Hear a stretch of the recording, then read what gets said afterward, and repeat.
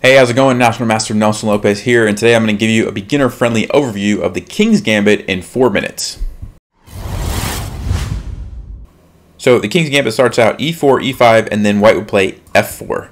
It's called King's Gambit, obviously because it's on the king side of the board, and it's a gambit because you're giving up this f4 pawn for some kind of compensation. Now the reason you would do that is because you can play d4, get a strong center, and also a lot of times after you castle, this rook ends up on f1 and you get some pressure along this f-file. So when you play the King's Gambit, you're actually violating an opening principle, which is don't move this f-pawn too early in the game that a lot of beginners are taught.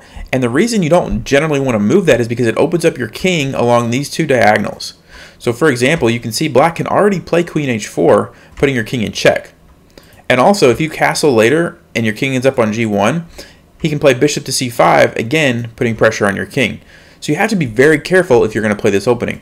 Now that being said, it's not all bad news for white. For example, if black plays queen h4 or check immediately, you can simply play g3, and he's going to have to retreat his queen, and he wasted a move. So if you're going to play the King's Gambit, you have to make sure that you play knight f3. Let's say after captures knight f3, you're controlling the h4 square, so black can no longer play queen h4 check while your knight is there.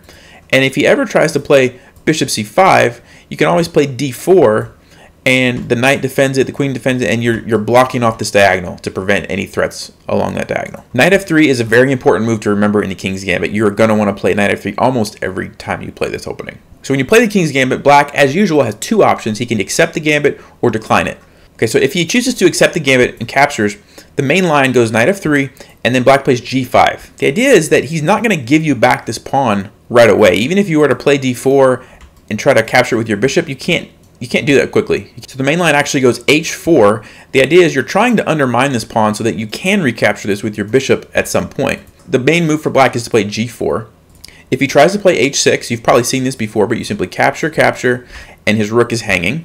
The other thing he can try is f6, but that actually is losing. You play knight takes g5, and the idea behind taking with your knight instead of your pawn is that you're opening up the queen. So then when he recaptures your knight, you can play queen h5 check, and black only has one move, king to e7, which is terrible. Then you can play queen takes g5 check, and if he blocks with the knight, you have e5. You're going to be winning this piece with your pawn, and it's very, very bad for black. So if we go back, g4 is the move that should be played. So we looked at h6 and f6. They're both not good for black. So the g4 is the main line. So he's attacking your knight, and then knight to e5. You're threatening this pawn.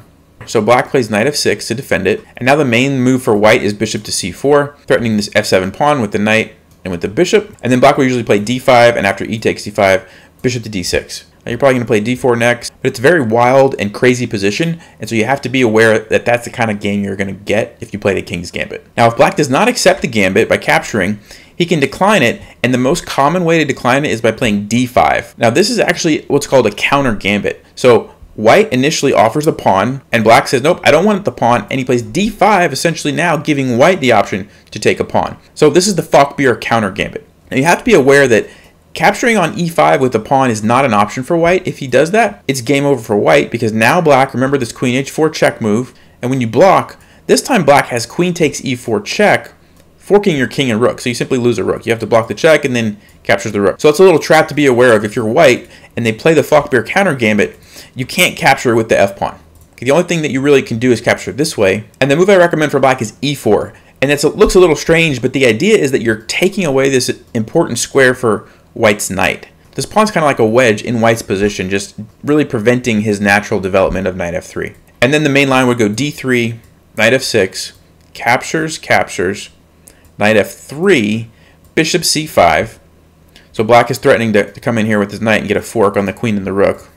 So white can play queen e2 to pin the knight to the king, and then black can play bishop to f5. So you can see black has very good development, but he did sacrifice a pawn to do it. And that's what I like to play as black. If someone plays the King's Gambit against me, I like to play the Falkbeer Counter Gambit. So if you like the style of the King's Gambit and some of the lines that you saw already, you might want to check out my in-depth guide on it. I'm going to put a link in the card above and in the description below when I finish that video. And I'm going to go into lots of details on some of the cool lines and some of the traps and tricks to be aware of. But I hope that was helpful. Thanks for watching, and as always, take care.